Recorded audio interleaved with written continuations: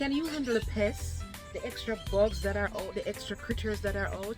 That's the thing with spring, you know. Spring is good, the time is warming up, everything is going and everything is growing. But with that growth comes increased pest load. And I want to do my thing organically, right? I don't want to use certain pesticides, and the pesticide that I made, check that video out, it's all organic. But that doesn't mean I want to be in my garden spraying every day, every other 2 days, just to keep pests out. So I want to tell you guys about plants that repel pests naturally, okay? So you can put them in and they fight for you, so you don't have to do the fighting, and it works out to be a lot better on you and on the garden. So let's check them out. The first one is marigold. I have my marigold here. This plant is one that contributes to confusion, scent confusion, that is. It is next to, I have tomatoes here and I have peppers here, one, and I have peppers down there, oh, and another tomato there. It helps to repel insects from these plants, you know, in terms of the scent, you know. To do what they want to do, the pests must first find the plants, and they can't make their way to the plants, they are lost. So they won't get to do the damage that they intend to do in eating and feasting, you know. So that is one thing. The marigold, the scent of it down low there, it overpowers the scent of the vegetables that they are searching for, because some of these pests, they guide themselves not only by sight but by smell. And in doing that, if the marigolds are present and close by, that is a deterrent. So that is a good one to have. And honestly, that is one of the first ones I picked and put in my garden, because I remember that growing up. I just put another one into it. It was in a pot, and I think that even the tomato plants look bigger to me. Tell me what you think. Let me show you. Look at this pot here. I didn't always have a marigold in it, but I put one in last week, you know. And this is a cluster of tomato plants that I'm not troubling. I'm leaving it alone, see what happens. But then I put the marigold plants in, and then I noticed that they are now twice the size. So it makes me wonder if even that, you know, no pests fidgeting around, then growth can happen, you know, the fullness of growth, that is. So that is what I noticed, and I'm gonna take it from there. And I think this is an age-old tradition and practice that is worth keeping. So I'll keep my marigolds. We'll move on to the next one.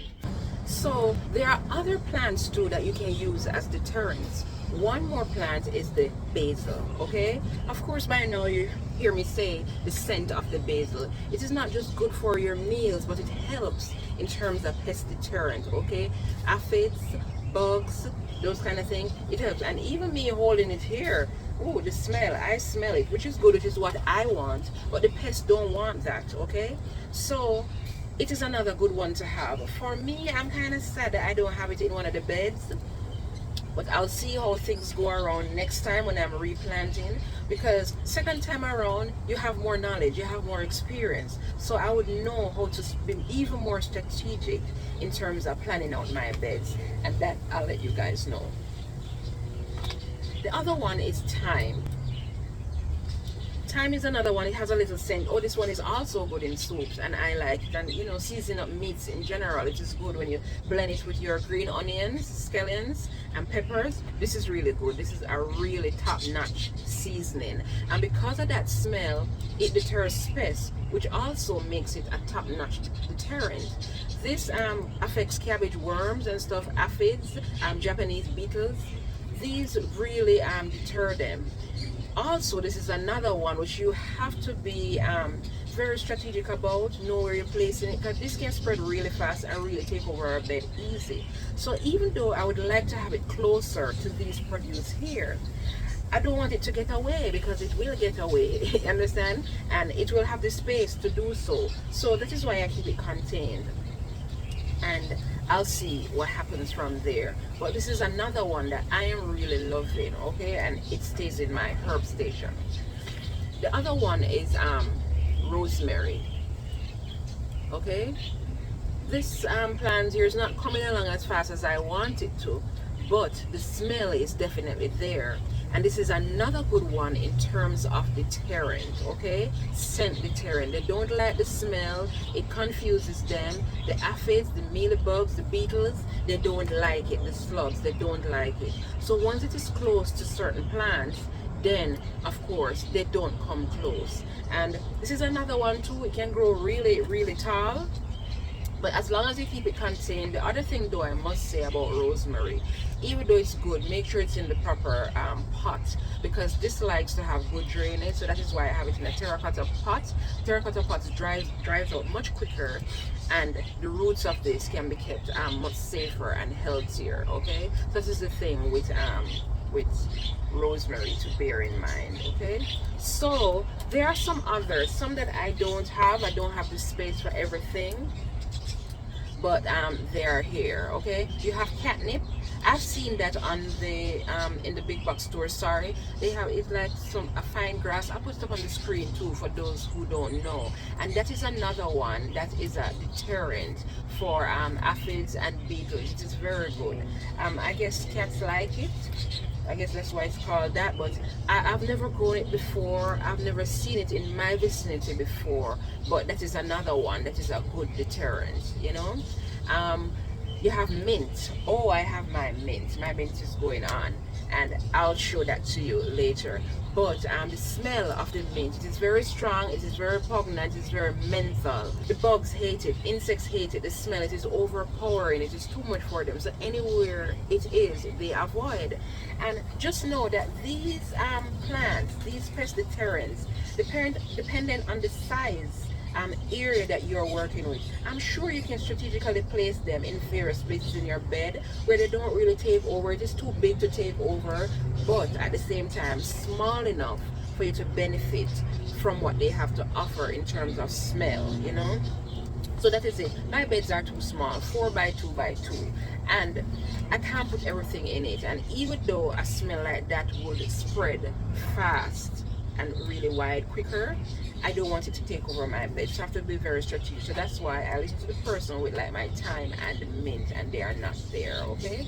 The other one is dill. I don't have dill here either, you know, but that is another one. I'm gonna put it on the screen. And it also helps with spider mites, mealybugs, aphids, Japanese beetles. Those are good. The dill is good with it, and apparently it has this mild a milder onion smell that is very, very repugnant, because even to us sometimes too much onions can be overpowering. Just imagine a beetle, and they hate it. Once it is there, it's like a radar is sent out, and they stay way off from a certain radius. And if you have it in a garden bed, the smaller the bed, the better, unless that's all you want in the bed. But just be mindful of that. They can grow really big, and I know the blooms, it's yellow, it looks really nice. I hope I'm not mixing it up with yeah, I think that's the one.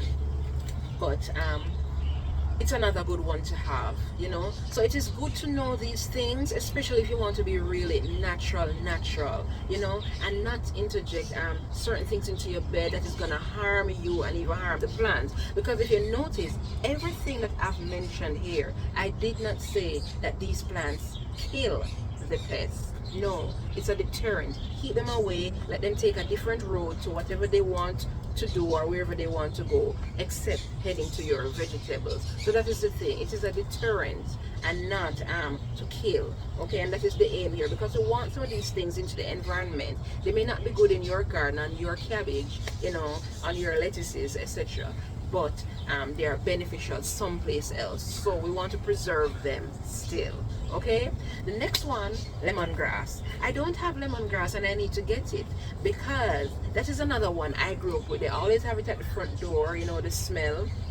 We use it to make tea. I use it for my hair care, but surprisingly I buy the leaves, the dried leaves, which is good. But the smell of it, that is the other thing. It is overpowering. It is a deterrent and cause those the pests to really go away, not to kill them. So that is another one. And also I want you to know that even in your environment, it creates an aroma, especially in the garden, that people find inviting and that they love. You understand? And I wanted to also point something out. Some of these some of these are not just deterrents for the plants, but deterrents for you. You understand? Because they get rid of other things like mosquitoes that we don't want around, you know. And they might carry diseases, you know, strains of diseases when they bite you.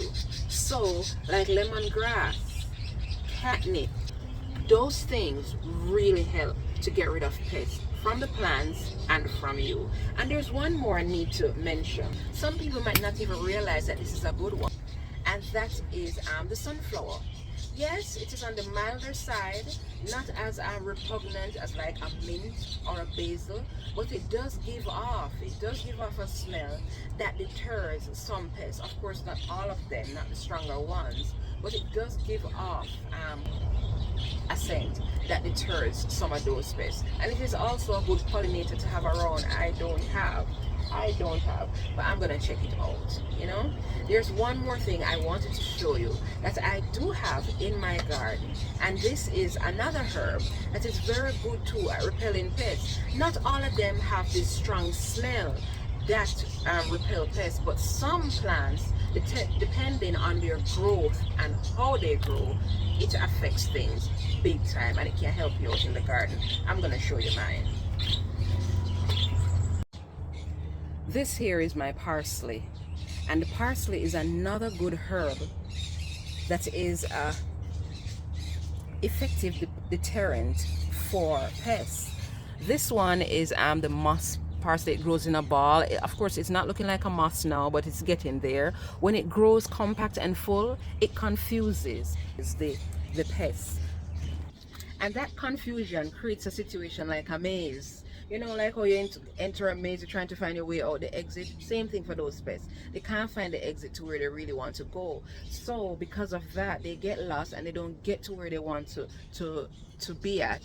And your vegetable is saved. So believe it or not, some things is not just with the aroma, you know, but there are others just by their structure. They help to deter pests, you know. So just bear those in mind. I have a listing of those, and if you're just joining me, stay a while, stick around. I have more to give and more tips and tricks to share. Okay, there's one more that I did not mention, and that is onion. I have one single onion in my bed, and I'm going to show you.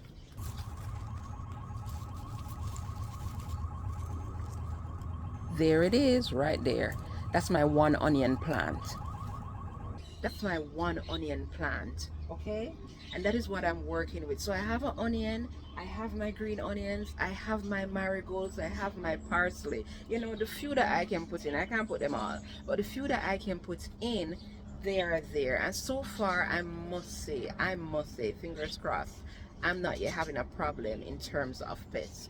But if you have other strategies that you use, you know, in terms of other plants, please let me know. Please tell me, because I want to know, so that when my second time, you know, replanting, I can be even more educated and aware of what to combine and how to put them, where to place them. So let me know. Stick around again. Until then, I'll have another video with you. I'll have a space for you as well, and more. So come back, let's have another chat, and we'll keep this moving. So stay tuned until the next one. Bye.